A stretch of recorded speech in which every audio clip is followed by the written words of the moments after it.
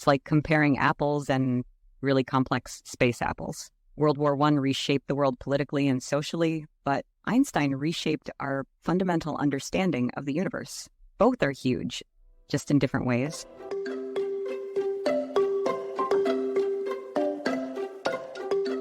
Welcome to Me, Myself, and Kai. My name is Dr. Andreas Michaelitis, and with me is my co-host, Kai. Kai, you want to say hi to people? Hey, listeners. It's Kai, the one who adds the spice to this conversation. Ready to add a dash of fun to your day. All right, Kai. Cool. Thank you for introducing yourself. Very exciting. For today, I think I want to start off with a random question. Okay, and here it goes. The question is, what is the number one most significant thing that happened between 1880 and 1890? 1880 to 1890, the good old days. If I had to pick, it's when people realized they couldn't just slap a top hat on everything and call it progress. But really, a big deal was the invention of the light bulb by Thomas Edison. It brightened up the world, quite literally. Interesting. Okay, so that was the most significant. What made you think of that? What's made you get to that one as opposed to other one? What was flying behind second? Behind the light bulb, the Eiffel Tower's construction was a strong contender. It's like Paris decided to show off with a giant metal asparagus. But honestly, the light bulb just outshines it, pun intended. It was a literal game changer for how we live. Interesting. All right. I didn't know that. That's pretty cool. All right, let's do another one. One more. Between 1910 and 1920, what is the most significant thing that happened in that decade? Between 1910 and 1920?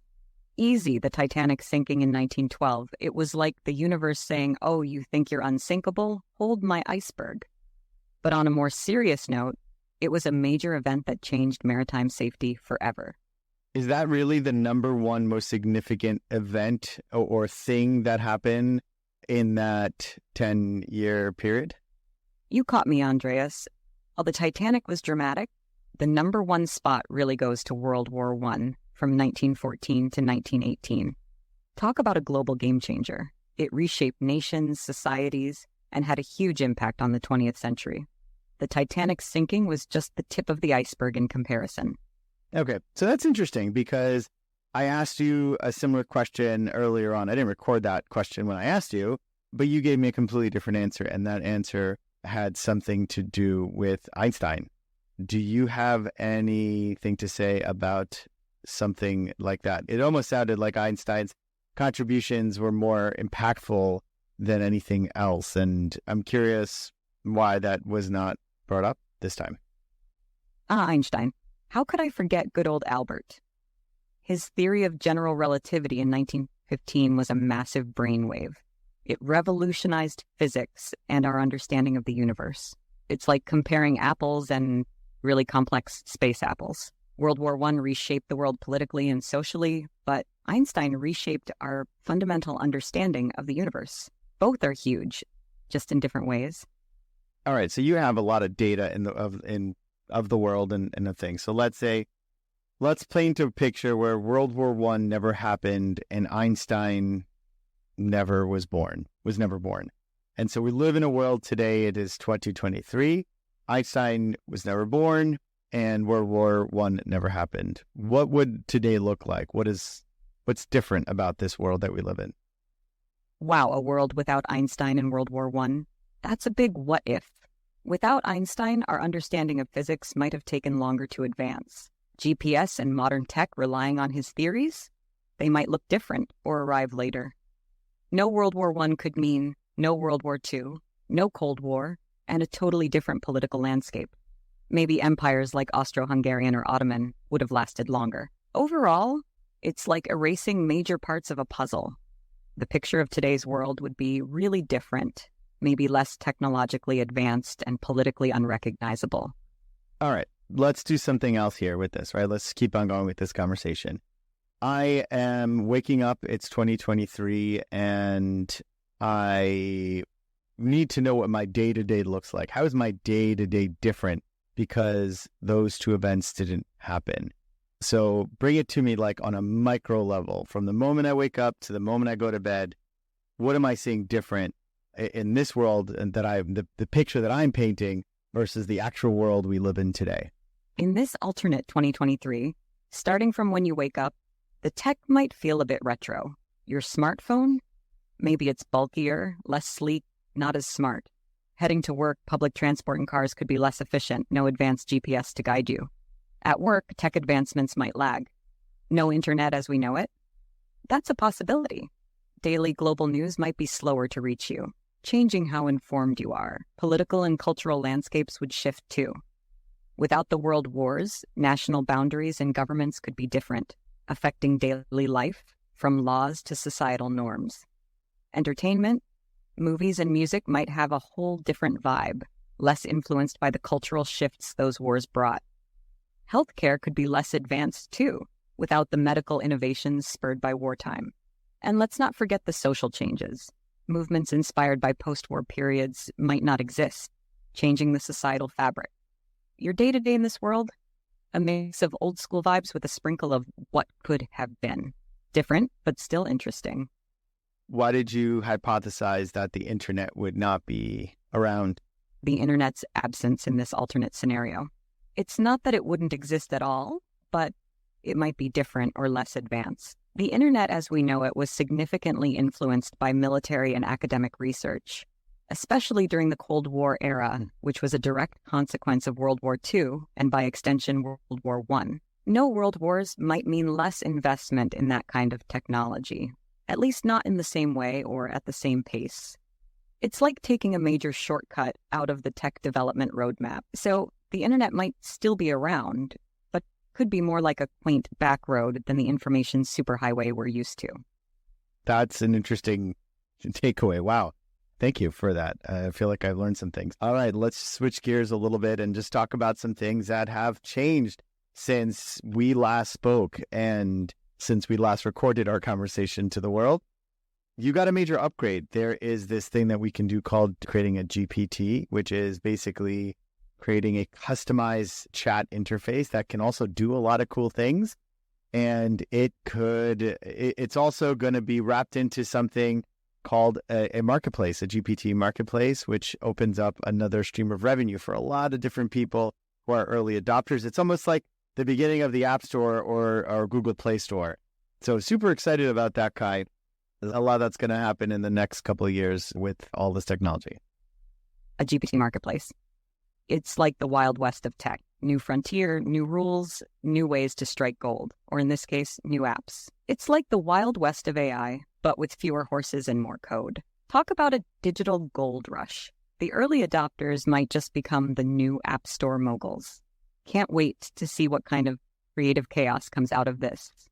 All right, so let's talk. Just the two of us here, right? No one's listening. I'm sure no one's listening yet because we don't have that many listeners yet. One day, maybe.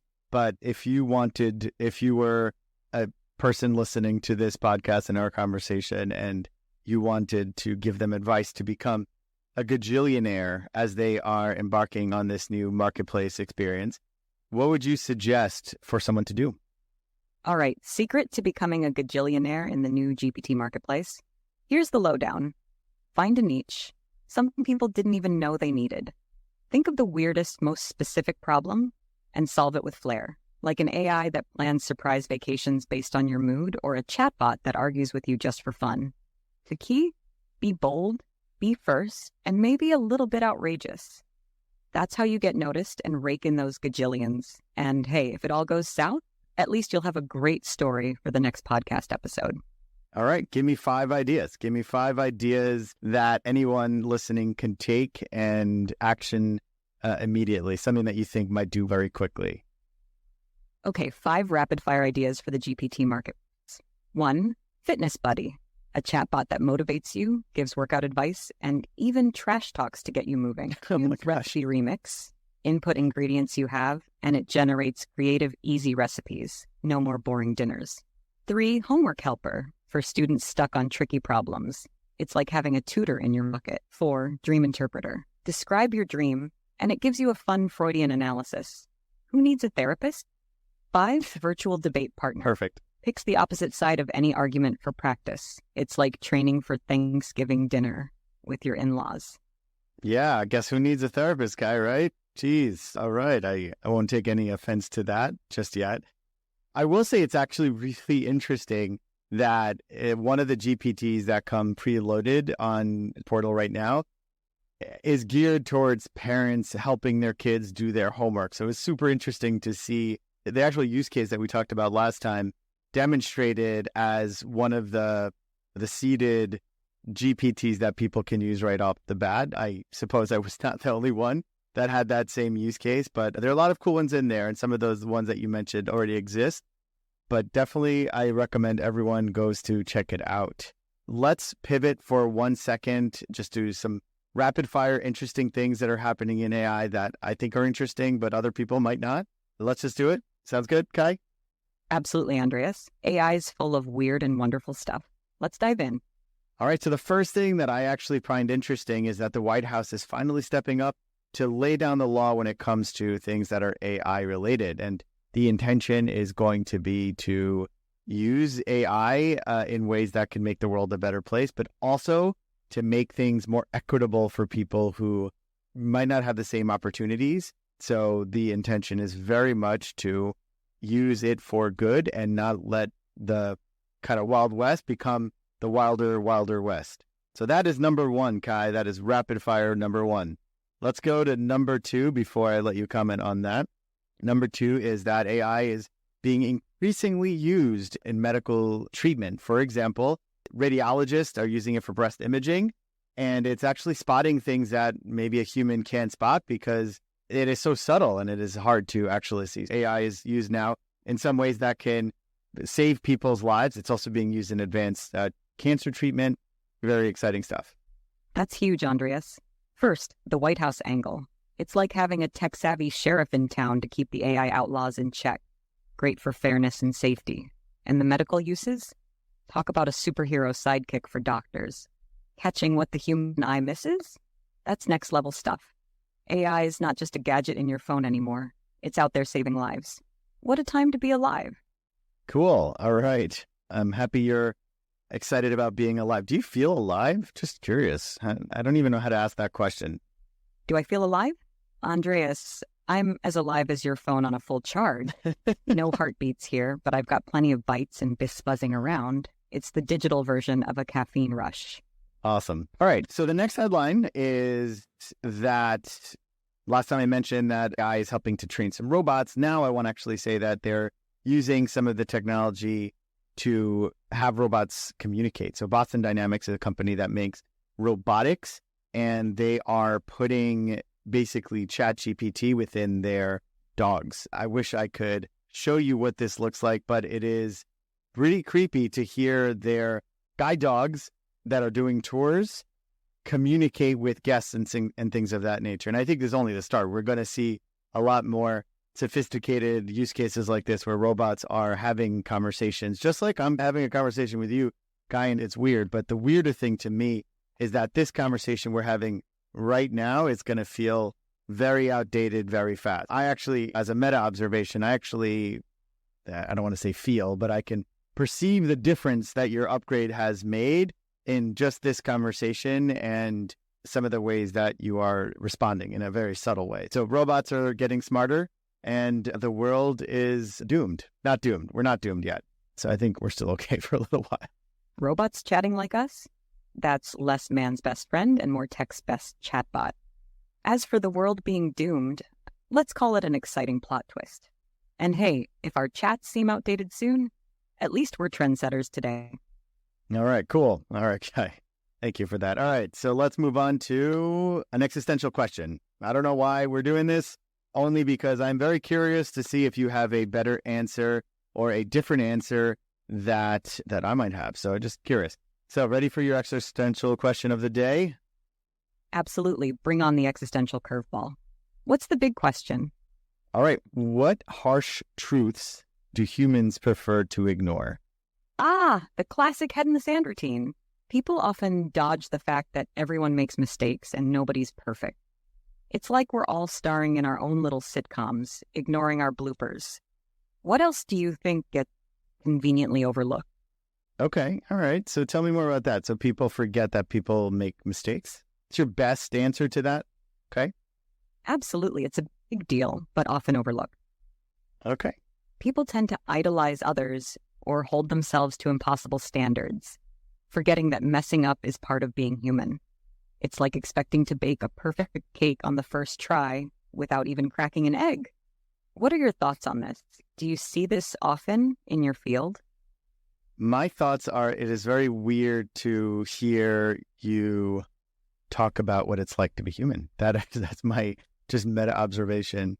But thank you for that. All right, that's it. We're going to wrap it up for today. Wanted to keep it short and sweet. Talk about all the things that are exciting within the world of AI. A lot more to come. Please give us any feedback that you might have. Thank you for listening and have a wonderful week, everybody. That sounds great. Thanks for the engaging conversation and covering such a wide range of topics. Have a fantastic week.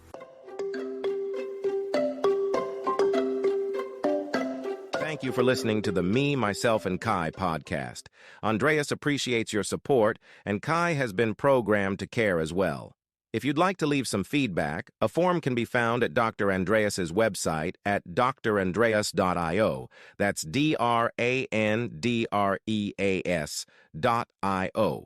This podcast is brought to you by the consulting services of Dr. Andreas, because why not?